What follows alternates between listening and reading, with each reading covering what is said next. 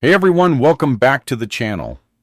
Before we dive into today's story, I just want to say thank you so much for being here.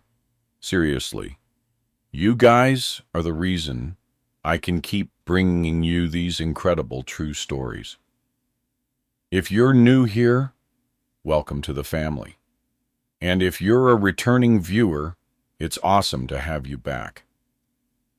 Real quick, I'm curious. Where in the world are you watching this from? And what time is it right now? Drop a comment below. I love seeing where you all are tuning in from. It blows my mind every time. Someone's having breakfast in Australia.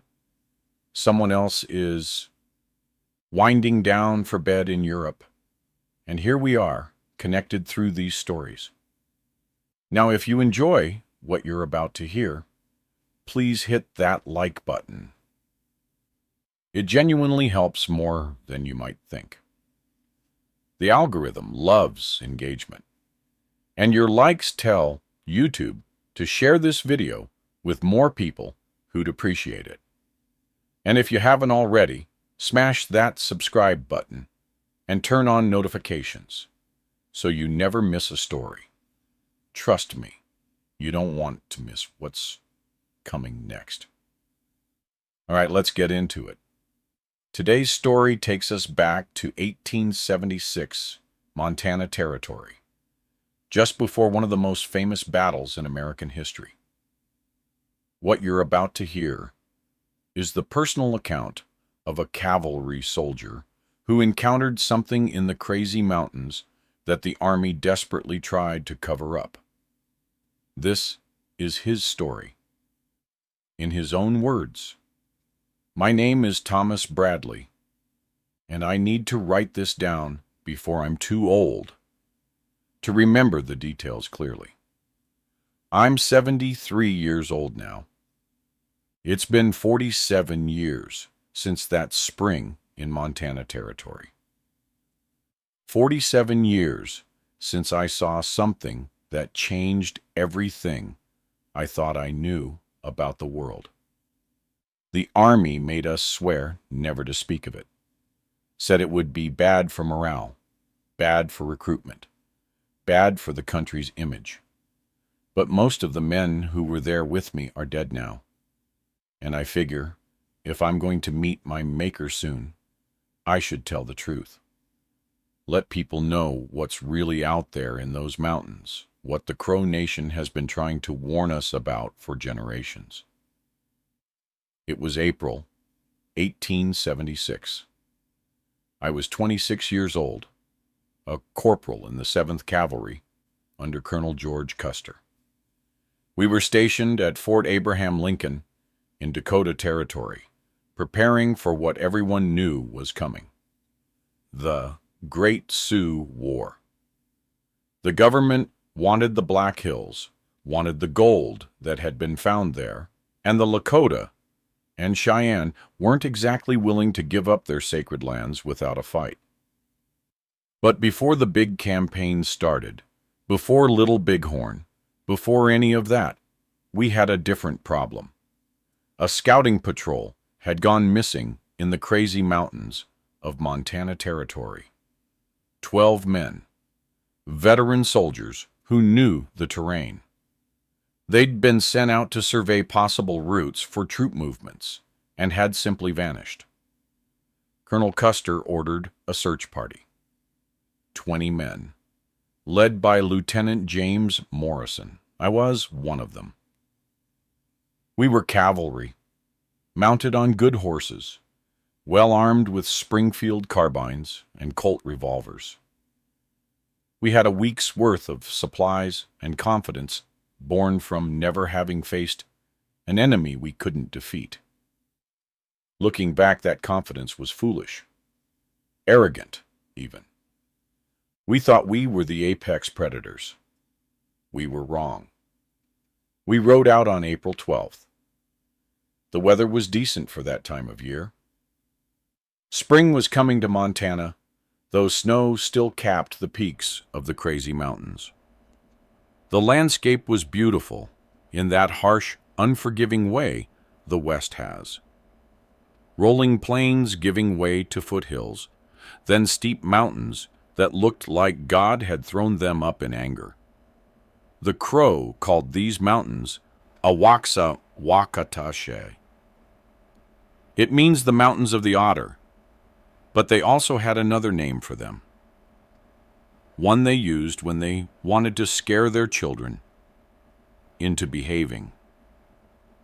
Bia ki chish shikam ake. The mountain that eats. We had a crow scout with us. His name was Three Hawks, and he'd worked with the army before. Good tracker, quiet man. But when Lieutenant Morrison told him where we were heading, I saw something in Three Hawks' face that I had never seen before. Fear. "We should not go there," he said in his careful English. "That place is forbidden. Even Lakota do not hunt there. Even Cheyenne avoid those valleys."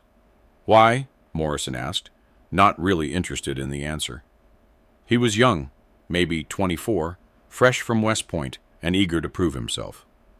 "Nunupi," Three Hawks said simply. "What's that mean?" "Giants. Man-eaters. They live in caves, in the high places. They come down at night to hunt. They have always been there. Before Crow, before Sioux, before any people walked this land. They are the old ones, the first ones. And they are always hungry." Morrison laughed. Some of the other men laughed too. I didn't. Something about the way Three Hawks said it, the absolute certainty in his voice, made the hair on my neck stand up. "Well," Morrison said, still smiling, "if we run into any giants, we'll shoot them. Now let's ride." We found the first body on the third day. His name was Private William Cooper, from the missing patrol. We knew him. Good soldier, family man. He'd shown me pictures of his wife and daughters back in Ohio. Talked about how he was going to take his discharge after this campaign and go home to farm. He wasn't going home. We found him, or what was left of him, in a ravine about 15 miles into the foothills.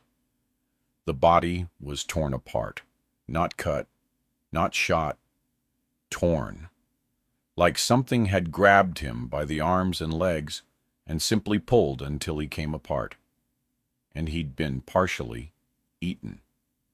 I'd seen combat before, seen men killed in horrible ways. But this was different. The bite marks were enormous. Whatever had eaten parts of Cooper had a jaw maybe a foot wide, teeth that had crushed through bone like it was kindling. "Jesus Christ," Morrison whispered. He'd gone pale. His West Point training hadn't prepared him for this. Three Hawks examined the body without touching it. He looked at the ground around the ravine. Then he stood up and faced Morrison. "Nunupi, I told you. We need to leave. Now. We have 12 men missing, Scout. We're not leaving until we find them or find out what happened." "You found out. They are dead. Eaten. Soon we will be dead and eaten too, if we stay." Morrison's jaw tightened. "We're United States Cavalry. We don't run from legends and superstition." "Then you will die from legends and superstition," Three Hawks said flatly. We buried what we could find of Cooper and marked the grave. Then we continued deeper into the mountains. Looking back, I wish we'd listened to Three Hawks. But we were young and stupid and thought our rifles made us invincible. That night, we made camp in a clearing beside a stream. Good water, good visibility, our backs to a cliff face, so nothing could sneak up on us. Morrison posted sentries in 4-hour shifts. I drew the midnight to 4 a.m. watch with a private named John Harrison. The moon was nearly full, bright enough to see by without needing fires. We sat on opposite ends of the camp, rifles across our laps, watching the tree line. At 1:30 in the morning, Harrison called out softly, "Corporal Bradley. You see that?" I looked where he was pointing. Something was moving at the edge of the trees, large, much larger than a man. At first I thought it might be a bear, but the shape was wrong. Too tall, too narrow, could be a tree moving in the wind, I said, but there was no wind. The shape moved again, stepping from shadow to shadow. And then I saw it clearly in the moonlight. It was humanoid, standing upright on 2 legs, but it had to be 9 or 10 feet tall. Its body was covered in dark hair or fur. Its arms hung down past its knees, and its head, Jesus. Its head was like a man's, but bigger, flatter, with a heavy brow ridge that cast deep shadows where its eyes should be. Harrison raised his rifle. "What in God's name is that?" "Hold your fire," I whispered, though every instinct was screaming at me to shoot. "Don't wake the camp." "Not yet." We watched it for maybe 5 minutes. It just stood there, at the tree line, maybe 50 yards away, watching us. I could feel its eyes on me, even though I couldn't see them clearly. Could feel its intelligence. This wasn't an animal. This was something that thought, that planned, that understood we were here, and was deciding what to do about it. Then, as silently as it had appeared, it melted back into the forest. "Did you see that?" Harrison whispered. "Tell me you saw that." "I saw it." "What was it?" "I don't know. But 3 Hawks does, and we should have listened to him." We woke Lieutenant Morrison and reported what we'd seen. He was skeptical at first, thought maybe we'd been seeing things. Tired eyes playing tricks in the moonlight. But he agreed to post additional sentries and to break camp at first light. 3 Hawks wasn't surprised when we told him. "They are watching us, deciding if we are threat or food. Tonight they watch. Tomorrow night they hunt." "How many are there?" Morrison asked. "Hard to say. Sometimes family groups. 3, 4, maybe more. Sometimes lone males. But they communicate. If one group hunts, others know.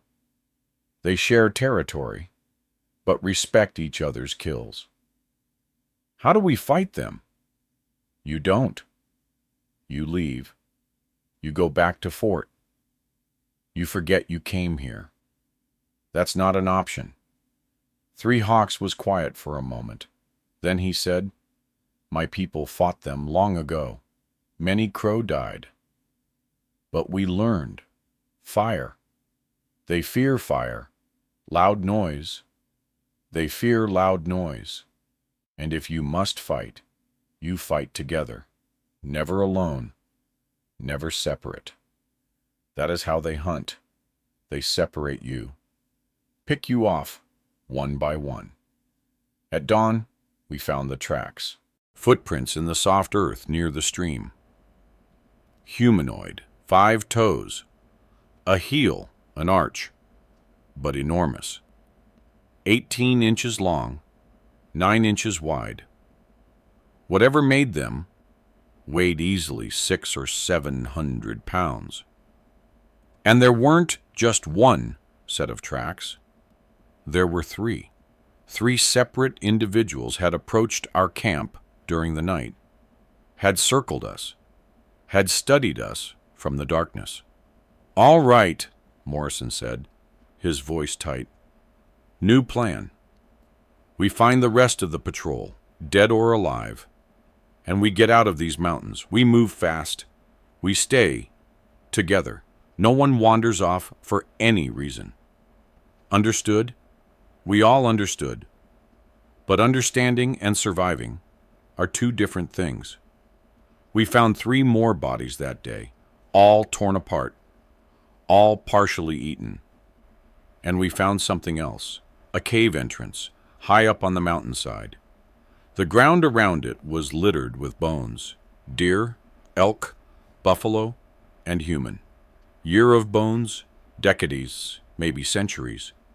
This place had been a killing ground for a very long time.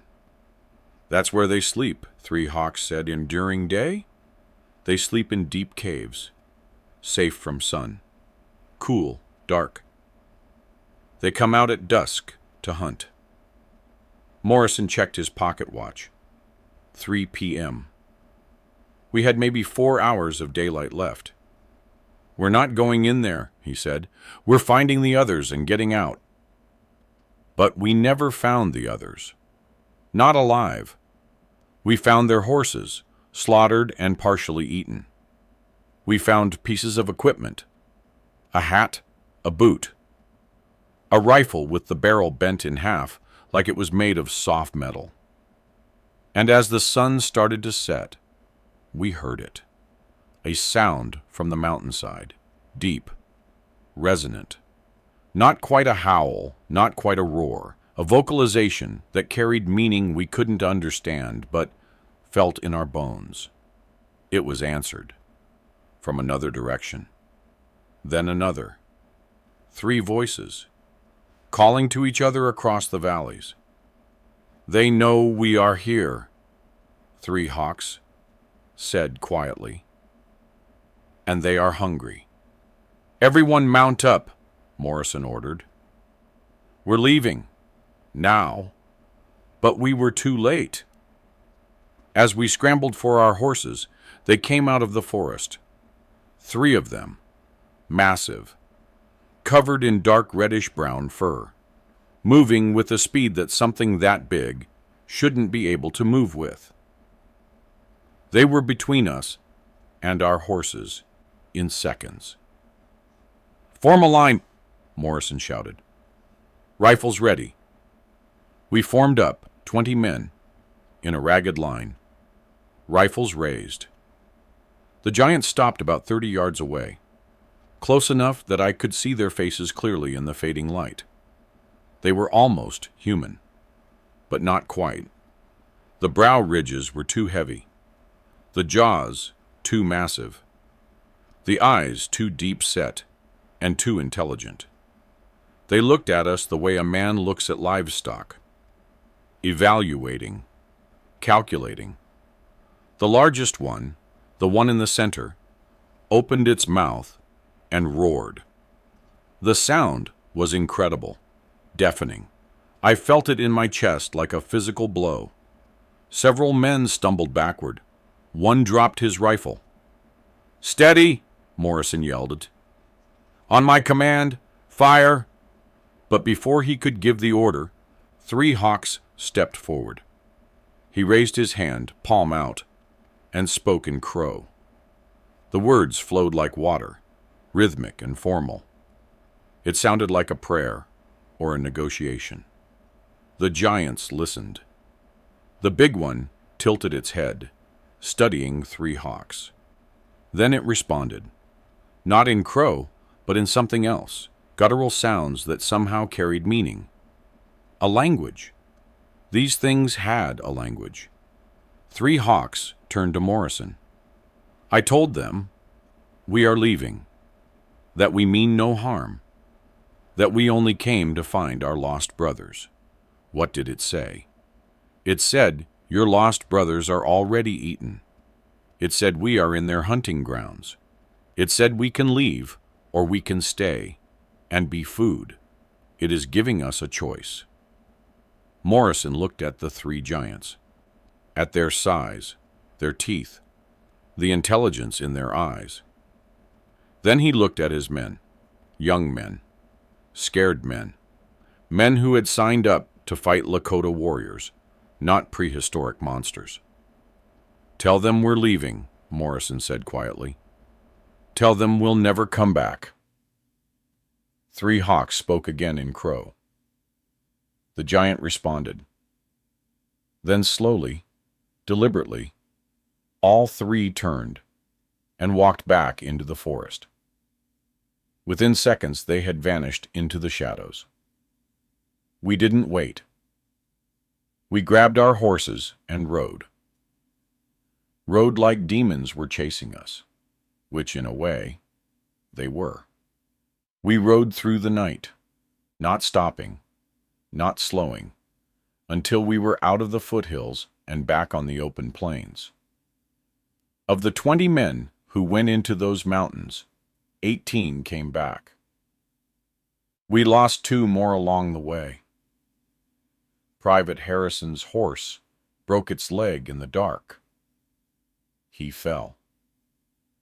By the time we realized he was missing and went back to look for him, there was nothing but blood and torn clothing. The other man, a corporal named Stevens, simply vanished during the night ride. One moment he was there, the next he was gone. We heard him scream once, just once, then silence. When we got back to Fort Abraham Lincoln, Lieutenant Morrison reported that the missing patrol had been killed by a band of hostile Lakota. He said our search party had been ambushed, and 2 men were killed in the fighting. He recommended the area be designated as extremely dangerous and avoided if possible. He never mentioned the giants. None of us did. We were ordered not to, told it would cause panic, told it would make the Army look incompetent, told it would give ammunition to those who opposed Western expansion. So we kept quiet. We went on to fight at Little Bighorn. Some of us survived that too. I was with Reno's battalion, not Custer's. Lucky for me. 268 men died that day. But at least they died fighting enemies that made men enemies. I've thought about those giants every day for 47 years. Wondered how many are still out there. Wondered how many men have vanished in the wilderness.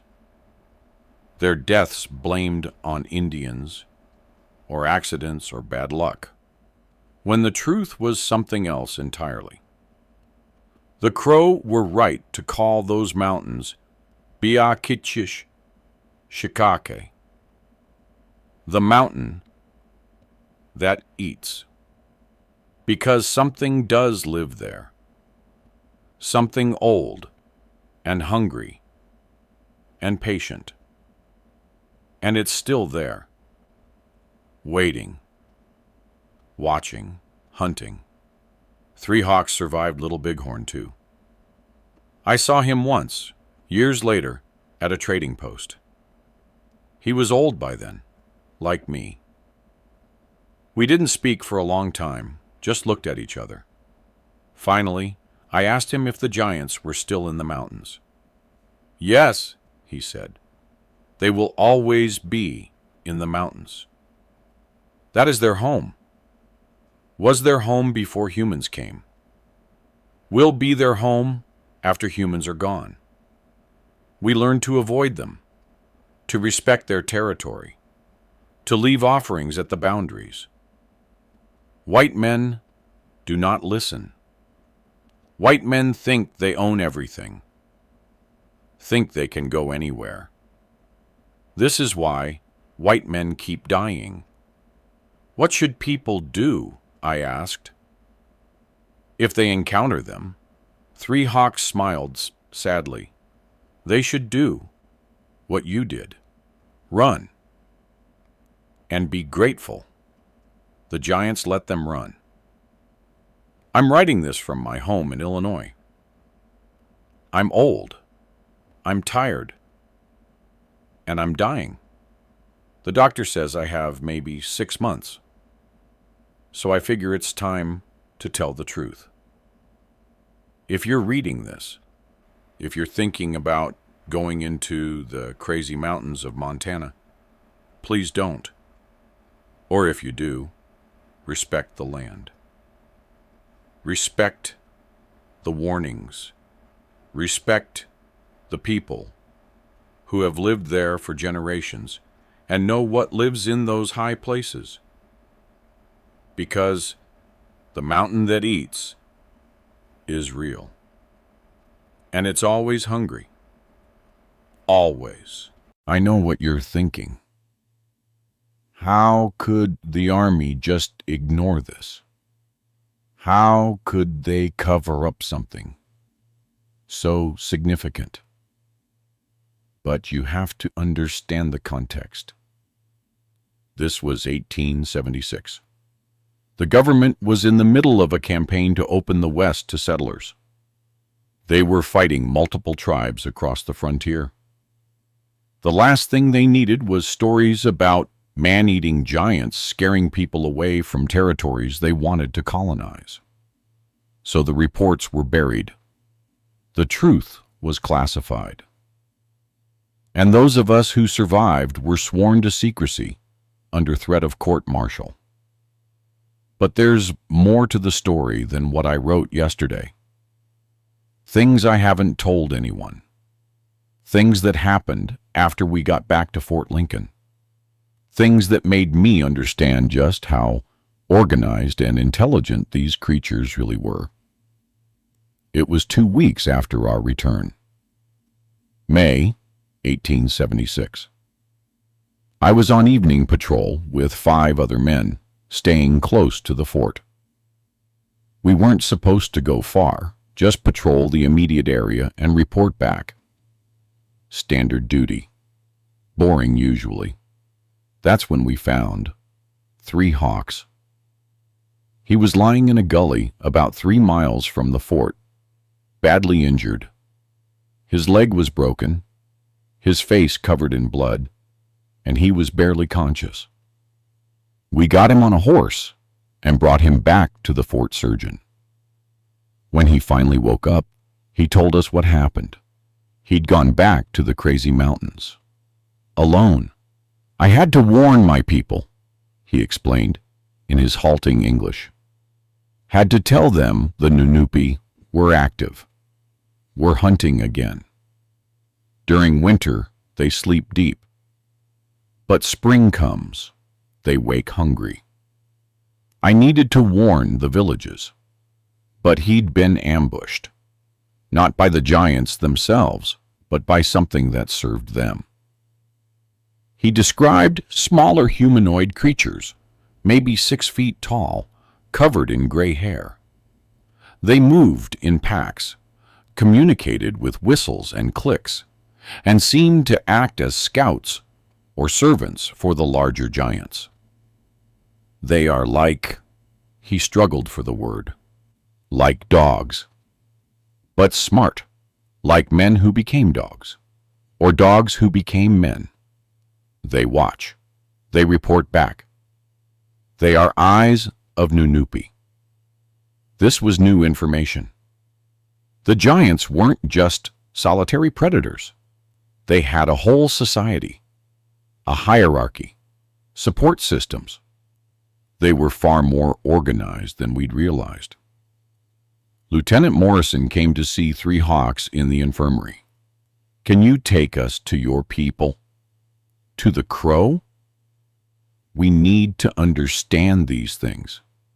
How to fight them. How to protect our troops. 3 hawks looked at him for a long moment. Then he said, "You do not protect your troops by fighting Nunupi. You protect them by staying away. But yes, I will take you to my uncle. He is elder. He knows the old stories. Maybe he can help you understand. A week later, against direct orders from Fort Command, Morrison assembled a small group. Me, him, 3 other soldiers we trusted, and 3 Hawks. We went to the Crow village where 3 Hawks' family lived, about 40 miles southeast of the mountains. The Crow weren't exactly thrilled to see U.S. cavalry riding into their camp. Relations were tense, even though the Crow had been allied with the army against the Lakota. But 3 Hawks spoke to the elders, explained why we'd come, and eventually we were allowed to stay. 3 Hawks' uncle was named Runs with Buffalo. He was ancient, probably in his 80s, blind in one eye, and missing 3 fingers on his left hand. When I asked how he'd lost the fingers, he held up his hand and said simply, "Nunupi." We sat in his tipi that night. He had a small fire going, and smoke rose through the opening at the top. The smoke had a sweet smell to it, something herbal I didn't recognize. Runs with Buffalo began to speak in Crow, and 3 Hawks translated. My grandfather's grandfather was alive when it happened. The last great war with the Nunupi. This was before horses, before guns. When Crow people first came to this land, the Nunupi were here. They allowed us to hunt in the valleys, but the high mountains were theirs. The caves were theirs. This was the arrangement. But one spring, young Crow warriors did not listen to elders. They went high into mountains, seeking eagle feathers for honors. They found eggs, giant eggs in cave. They took them, thought they were eagle eggs. They were Nunupi eggs. The giants came down from the mountains, not just the males who hunt, all of them, females, young ones. They attacked the village, killed many, took some alive. The screaming went on for 3 days from the mountain caves. You could hear them dying slowly. My people fought back, gathered warriors from 3 villages, gathered medicine men, gathered elders who remembered the old ways. They went to war. They learned things. Nunupi can be killed, but it is hard. Their skin is tough, like buffalo hide. Arrows must be close range, must hit eyes or throat. Fire works better. Fire, they fear, and noise. Thunder. Loud noise confuses them, hurts their ears. The war lasted 1 moon cycle.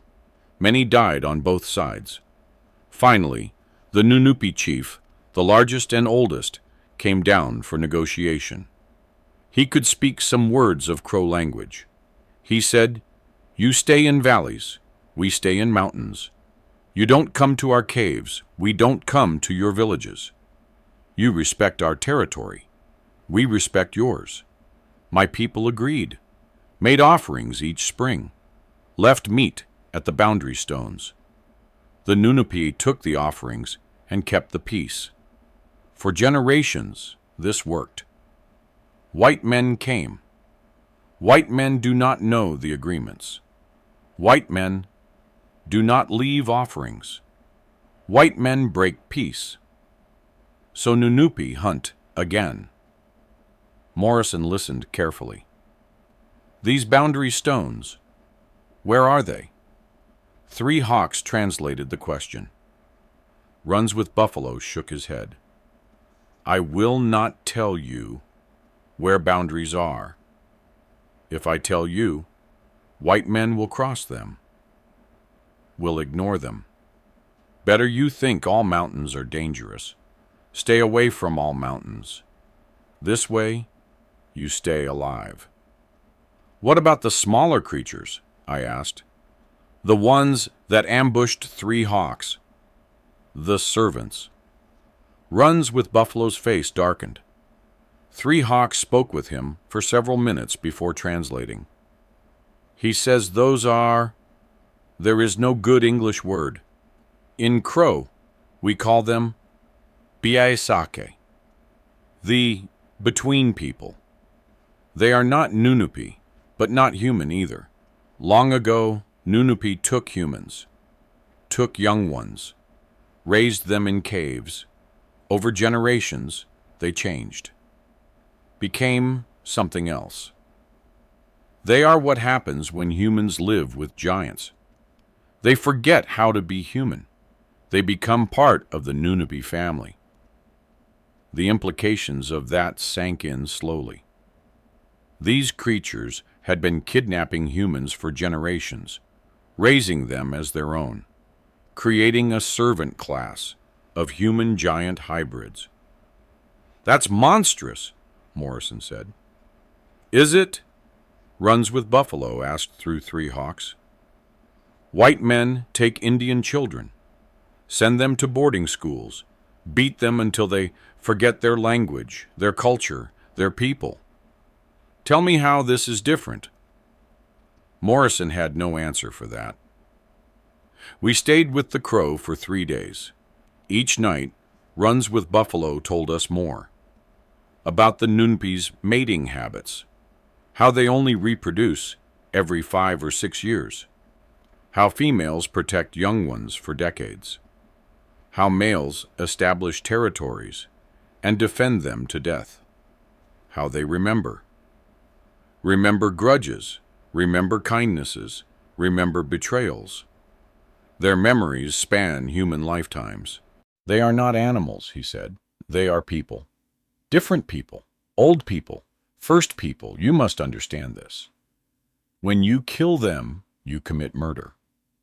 When they kill you, they are defending their home. There is no good side in this war. Only survival. On our last night there, I asked Runs with Buffalo a question that had been bothering me. If they're so dangerous, why don't they just wipe us out? There are more of us than them, but they're stronger, faster. If they wanted to, couldn't they kill everyone? The old man smiled, showing gaps where teeth used to be. They could, but they choose not to. Do you know why? Because they are smarter than you think. They know that if they kill too many, white men will send armies, will burn entire mountains, will destroy everything to kill them. So they are careful. They take only what they need. They kill only when territory is violated. They maintain balance. It is white men who do not understand balance. White men who think they can take everything, use everything, own everything. This is why you will lose in the end. Not because Nunupi are stronger, because you do not know when to stop. We returned to Fort Lincoln with more questions than answers. Morrison tried to include what we'd learned in his reports, but his commanding officer shut him down, told him to stop spreading Indian superstitions, told him to focus on the real enemy, the Sioux. 3 weeks later, we rode out for the Bighorn campaign. You know how that ended. Custer and 5 companies wiped out. Over 200 men dead. I survived because I was with Major Reno's battalion, and we managed to hold a defensive position until reinforcements arrived. In all the chaos and death and investigation that followed Little Bighorn, the incident in the crazy mountains was forgotten, lost in the shuffle of bigger disasters and political fallout. But I never forgot. None of us who were there forgot. I saw Morrison one last time in 1879. He'd left the army by then, discharged with honors, but clearly damaged by what he'd experienced. We met in a bar in Omaha, got drunk together, talked about things we couldn't talk about sober. I dream about them, he told me. Those giants. The way they looked at us. The intelligence in their eyes. Sometimes I wonder if we're the real monsters. We came into their home with guns and arrogance and got what we deserved. We were following orders, I said. Following orders doesn't make it right. The Germans will probably say the same thing someday when someone calls them to account for whatever horror they cook up next. He was right about that, as it turned out. I keep thinking about what Runs with Buffalo said, about balance, about knowing when to stop. We don't know how to stop, Tom. We just keep pushing and taking and killing until there's nothing left. Morrison died in 1881, pneumonia, officially. But I heard from men who knew him that he'd given up, stopped eating, stopped caring. He'd lost his faith in civilization, in progress, in the whole American project. The giants had broken something in him that never healed. I understood how he felt. I feel it too, sometimes. Especially now, at the end of my life. When I look back at everything we did, everything we took, everyone we killed in the name of progress and manifest destiny, I wonder if the giants had the right idea. Living in their mountains, taking only what they needed, leaving the rest of the world alone. Maybe they were more civilized than us. 3 Hawks survived, too. He lived on the Crow Reservation until 1904. I visited him once, in 1902. He was old by then, but his mind was sharp. We sat outside his cabin and smoked pipes and talked about the old days. Do you ever go back to the mountains? I asked. Sometimes. To leave offerings. To honor the agreement. The Nunupi remember me. Remember I warned them about soldiers. When I go to the boundary stones, sometimes I see them. Watching from the high places, they do not approach. They know I respect the boundaries. Are they still there? Still active? Yes, more than before. White men keep coming, keep building, keep mining. The Nunupi are angry. They kill more now. But white men call it accidents, call it bears, call it anything but truth. He looked at me with those dark eyes that had seen so much. You should tell the truth, Thomas, before you die. Tell people what is really in those mountains. Give them a chance to make better choices. No one would believe me. Maybe not, but you should try. For the young men who will go into those mountains not knowing. For the Nunupi who are just defending their home. Someone should tell the truth. So that's what I'm doing, telling the truth. Whether anyone believes it or not. The crazy mountains are still there. Still wild. Still avoided by those who know better. Modern people go there sometimes. Hikers, hunters, prospectors. Some come back, some don't. Last year, I read a newspaper article about 3 hunters who vanished in the crazy mountains. Their camp was found destroyed, their equipment scattered, but no bodies. The article blamed it on a grizzly attack. but I know better. I've seen the bite marks. I know what grizzly attacks look like, and I know what Nunupi attacks look like. The mountain that eats is still eating, and it will keep eating until people learn to respect the boundaries, to honor the agreements, to understand that some places belong to others, and no amount of guns or progress or manifest destiny changes that. I hope someone reads this and understands.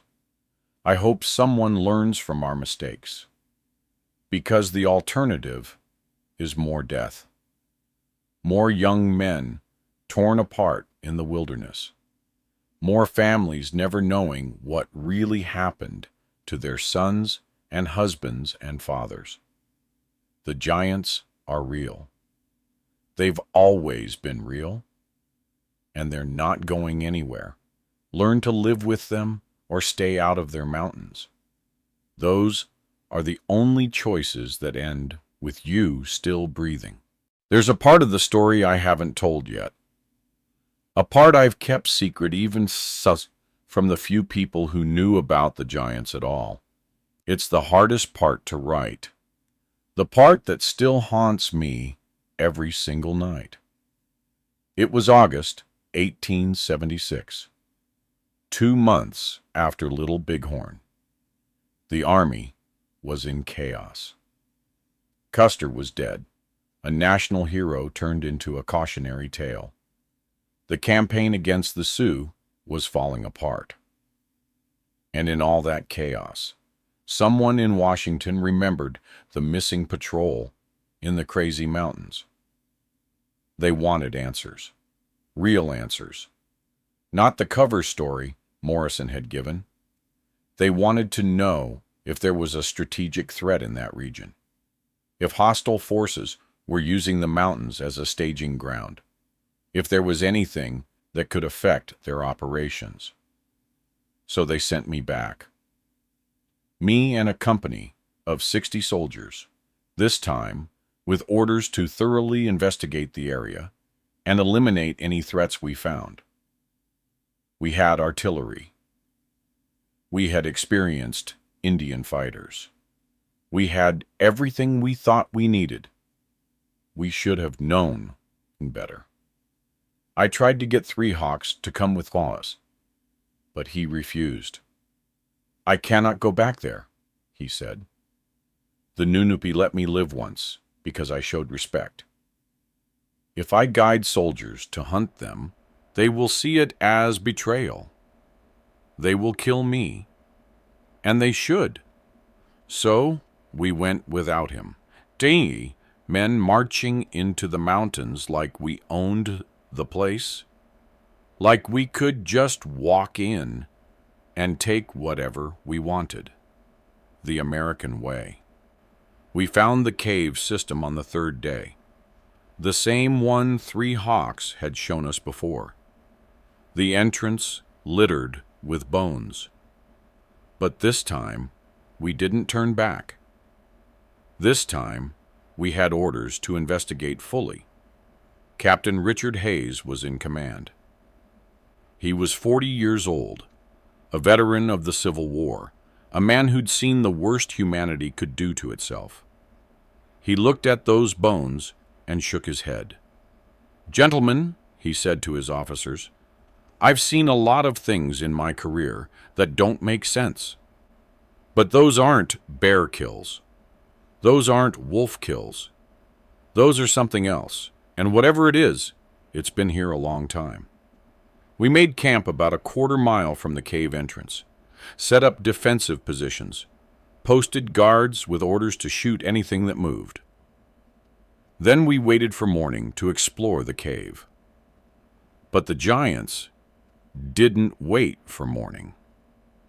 They came just after midnight. Not 3 of them this time, not 5, a dozen at least, maybe more. They came from multiple directions, coordinated, organized. The sentries saw them and opened fire. But it didn't matter. The first giant reached our perimeter in seconds. It was enormous, maybe 12 feet tall, covered in dark fur that made it almost invisible in the night. It grabbed Private Wilson, who was manning a defensive position, and threw him 30 feet into a tree.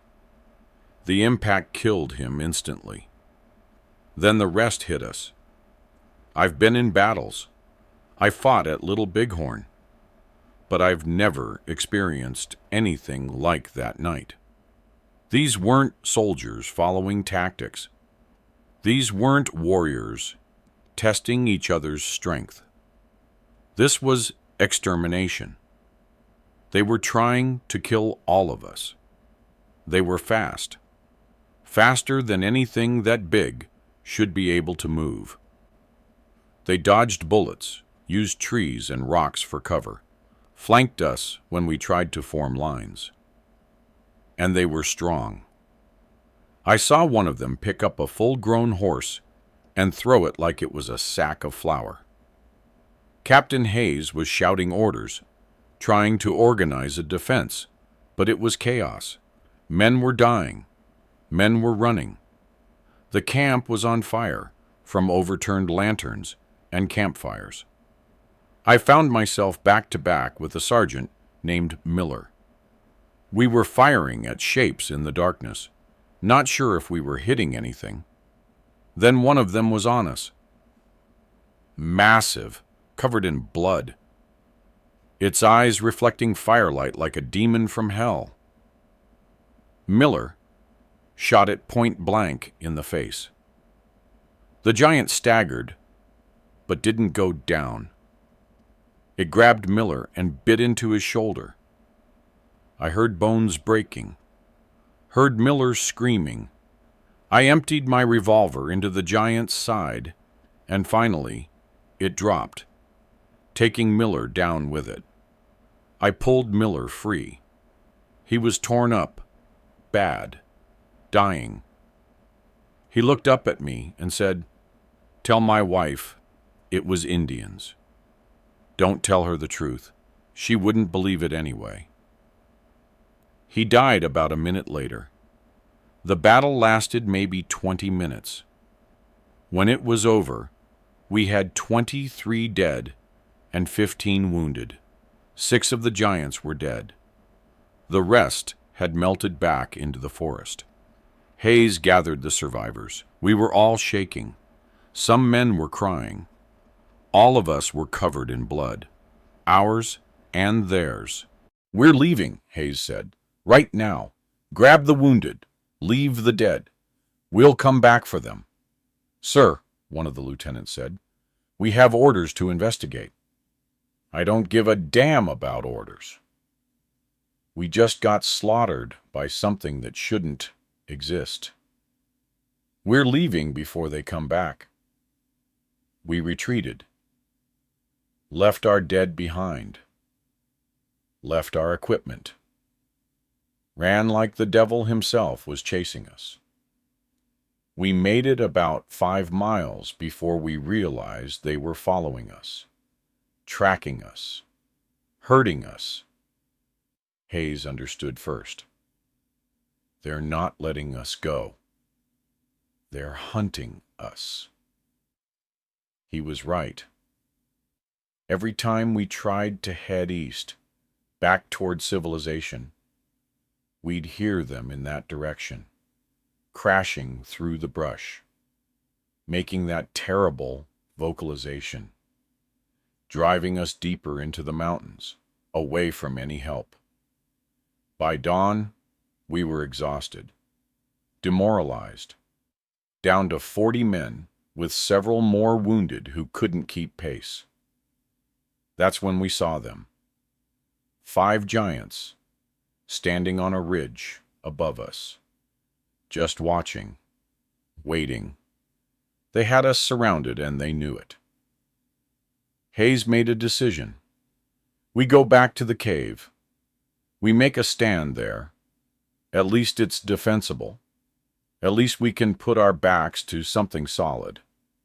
So we retreated to the place we'd been trying to destroy. The irony wasn't lost on any of us. We set up defensive positions at the cave entrance, used the rocks and narrow approach as natural fortifications. We had ammunition. We had water from a nearby stream. We had each other. But we all knew we were dead. It was just a question of when. They attacked at dusk.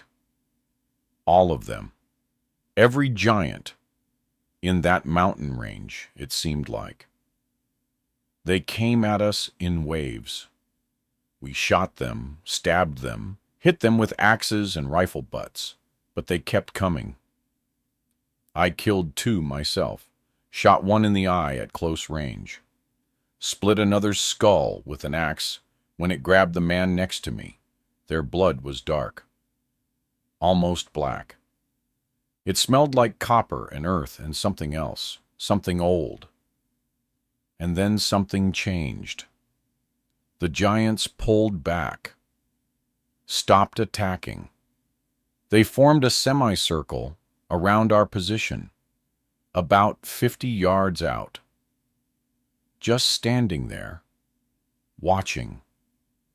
The largest one stepped forward. The same one I'd seen months ago. The scarred one, with white in its fur.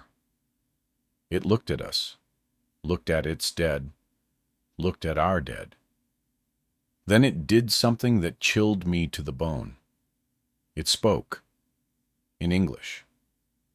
The voice was deep, distorted by a mouth not built for human language. But the words were clear enough. Why you come? We all froze. A giant, speaking English. Hayes stepped forward slowly. To his credit, his voice was steady. We came looking for our men who went missing. They dead. You know this. Why you come back? We had orders. We didn't understand what we were facing. The giant tilted its head, studying Hayes. You understand now? Yes. Then leave. Take your dead who can be carried. Leave the rest. We will honor them as warriors. They fought well. But leave. Do not come back. This is our home. You have no claim here. Hayes nodded slowly. Agreed. We'll leave. We won't come back. You say this, but more will come. White men always come. Taking, killing, building. You do not know when to stop. I can't speak for all white men, but I can promise you I won't come back. And I'll tell my commanders, this place is death for soldiers. The giant considered this. Then it said something I didn't expect. Your people call us monsters. Say we are evil. But we did not come to your home. We did not kill your children. We did not take your land. You came here. You are the monsters. There was no arguing with that. We had come as invaders. They were defending their territory. In their eyes, we were the villains of this story. I'm sorry, Hayes said, and he meant it. I could hear it in his voice. The giant seemed to understand. It gestured to the path leading down the mountain. Go, now, while we allow it. We gathered our wounded, left our dead, including Miller, whose body we covered with his jacket. Walked past the giants, who watched us in silence. I made eye contact with one of them as I passed. Young one, maybe only 7 feet tall. It looked at me with eyes that held intelligence and sorrow and something else. Pity, maybe, like it felt sorry for us, for our ignorance our arrogance. We made it down the mountain without further incident. Reached Fort Lincoln 2 weeks later. Hayes reported that we'd been ambushed by a large Lakota war party and suffered heavy casualties in the fighting. No mention of giants. No mention of the truth. The area was declared too dangerous for further operations and was left alone. Eventually, it became a restricted wilderness area, though the public was told it was for environmental conservation. I've kept the secret for 47 years, but now I'm dying and I'm tired of lying. Those giants are still there, still defending their home, still killing those who violate their territory. And they're in the right. We're the intruders. We're the ones who don't belong. I hope whoever reads this understands. The monsters in this story aren't the giants. They're us. They've always been us. I'm going to tell you what happened after. The part that makes me ashamed to be human. The part that proves we learned nothing from our encounters. In 1910, 24 years after I left those mountains, the government decided to conduct a geological survey of the Crazy Mountains. They wanted to know if there were valuable mineral deposits. Gold, silver, copper.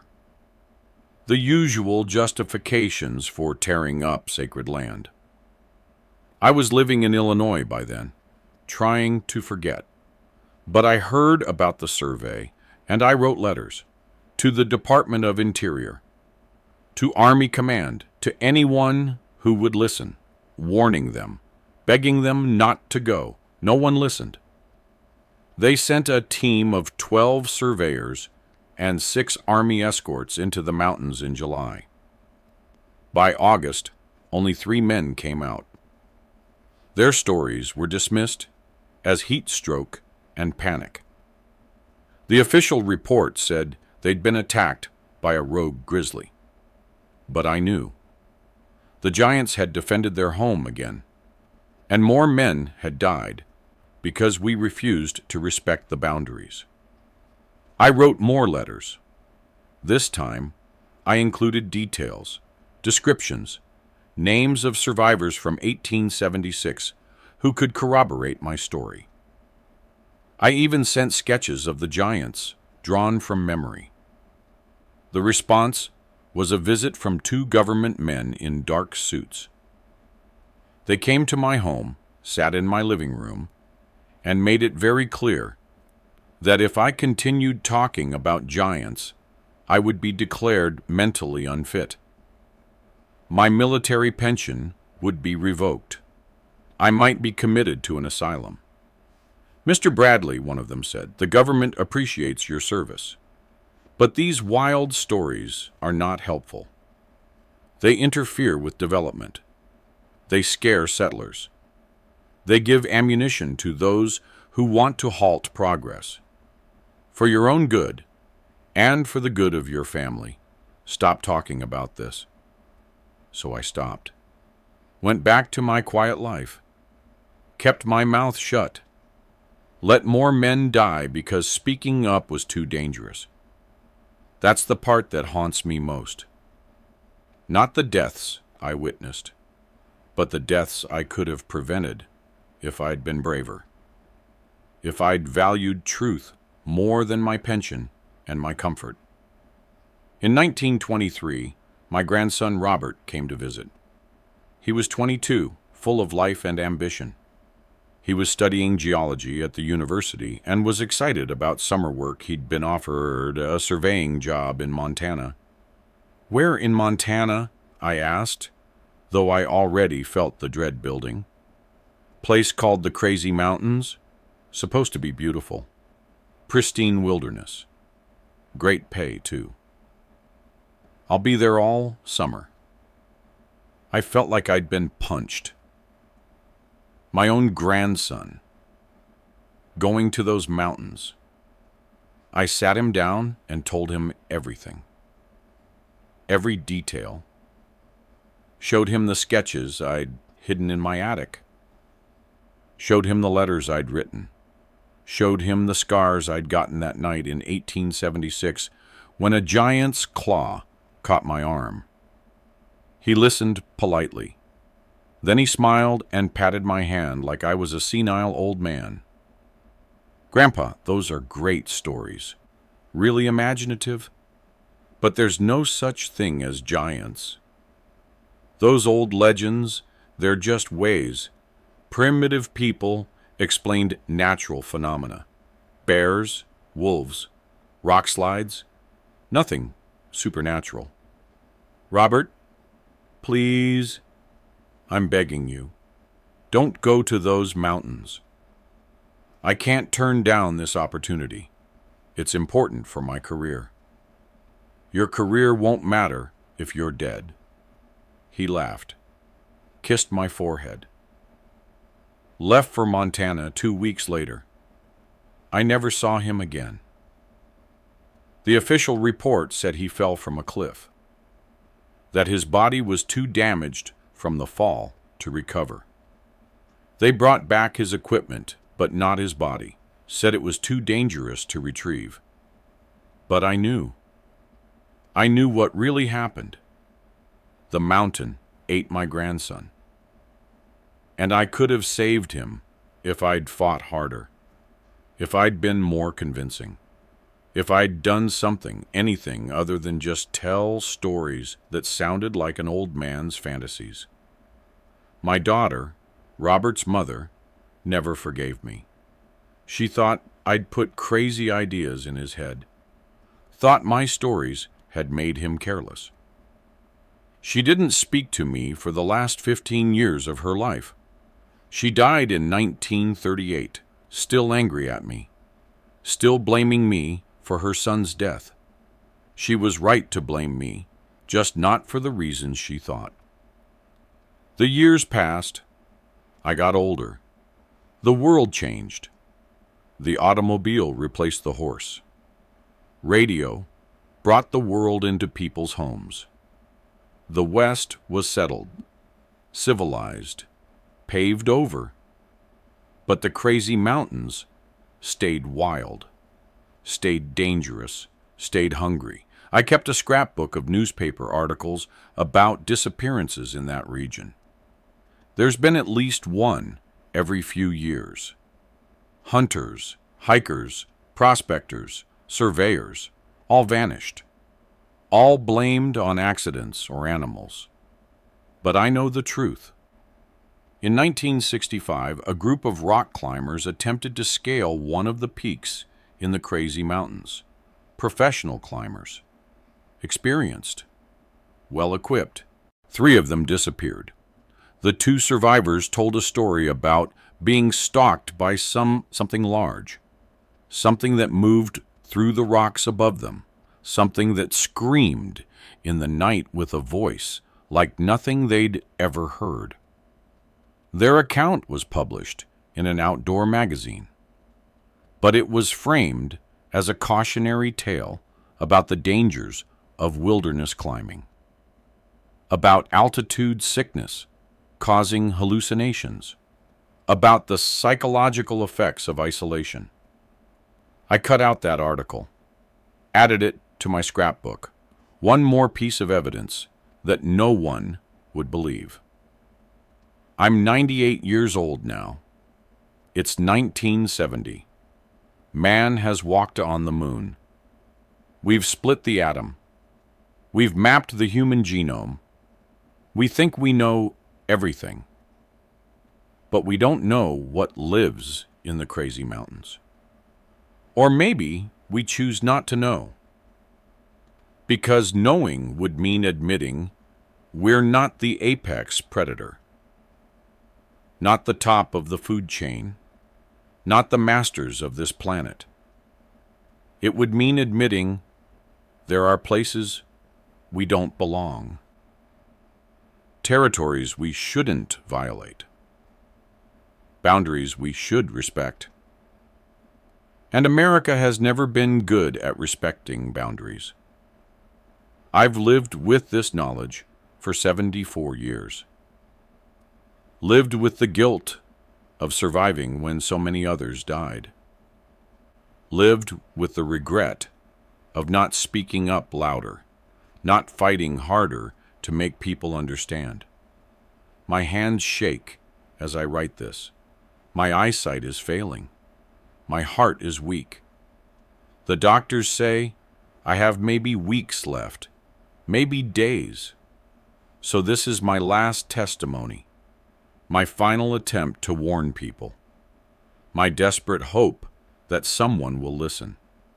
The crazy mountains are in Montana, just north of Yellowstone. They're beautiful, isolated, seemingly pristine wilderness, but they're not empty. They're home to something old, something that was here long before us, and will be here long after we're gone. If you're planning to go there, hiking or camping or hunting, please reconsider. And if you do go, please respect the land. Don't venture too deep. Don't camp in the high caves. Don't violate the places that feel wrong, that make your skin crawl, that trigger that primal fear in the back of your brain. That fear exists for a reason. It's trying to keep you alive. Listen to the native people. Listen to the local guides who know the mountains. Listen to that voice in your head that says, "This is dangerous, we should go back." Because the alternative is becoming another newspaper article, another mysterious disappearance, another family wondering what happened to their son or daughter or father or mother. The giants are real. I've seen them. I've fought them. I've watched them kill. I've watched them show mercy. I've heard them speak. They're not monsters. They're people. Different people, ancient people, who are defending their home the only way they know how. We're the invaders. We're the ones who don't belong. I hope someone reads this and understands. I hope someone learns from the mistakes of my generation. I hope someone, somewhere, finally respects the boundaries that should have been respected a century ago. But I'm not optimistic, because I've seen how humans operate. We see a mountain and think, I can conquer that. We see a wilderness and think, I can tame that. We see something we don't understand and think, I can kill that. We never think, maybe I should leave that alone. That's why the mountain keeps eating. Because we keep feeding it. Keep sending young men and women into its territory. Keep ignoring the warnings. Keep repeating the same mistakes. How many more have to die before we learn? Thomas Bradley died on November 3rd, 1970. He was alone when he passed, in a small house in rural Illinois. His body was found 3 days later by a neighbor who noticed his mail piling up. Among his possessions were several boxes of documents, military records, letters, newspaper clippings, and this manuscript written in shaky handwriting on yellowed paper. The family didn't know what to do with it. It was clearly the ramblings of an old man, they thought, stories and fantasies born from guilt and trauma and a lifetime of regret. They were going to throw it away. But something stopped them.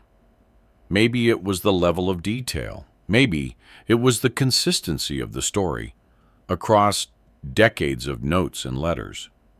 Maybe it was the scars on Thomas's arm that matched his descriptions of giant claws. So they kept it, passed it down through the family. And eventually, it ended up with me, his great-great-grandson. I'm a journalist. I investigate stories. And I decided to investigate this one. I went to Montana, visited the crazy mountains, talked to local rangers and historians and members of the Crow Nation. And you know what I found? Patterns. Over the last 150 years, there have been 127 documented disappearances in the crazy mountains. That's almost one per year, far higher than any other wilderness area of comparable size. The explanations are always the same: bear attacks, falls, exposure, getting lost. But I read the reports carefully. I noticed inconsistencies, bodies that were never found, equipment that was shredded in ways that didn't match any known animal, witness accounts that described something large and humanoid before being dismissed as unreliable. I talked to a Crow elder named Maria Brightwings. She's 86 years old. When I asked her about the crazy mountain showings, she became very serious. "We don't go there," she said. "Haven't for generations. There are places that belong to the old ones. That's one of them. The old ones, the Nunupi, the giants. They're still there, still protecting their home, still killing those who violate the sacred boundaries. Do you believe they're real?" She looked at me with eyes that had seen a lot of life. Belief is for things you're not sure about. I don't believe in the Nunupi. I know about them. There's a difference. I asked her if she would show me the boundary stones that Thomas Bradley had mentioned, the markers that separated human territory from giant territory. She refused. "If I show you, you'll cross them.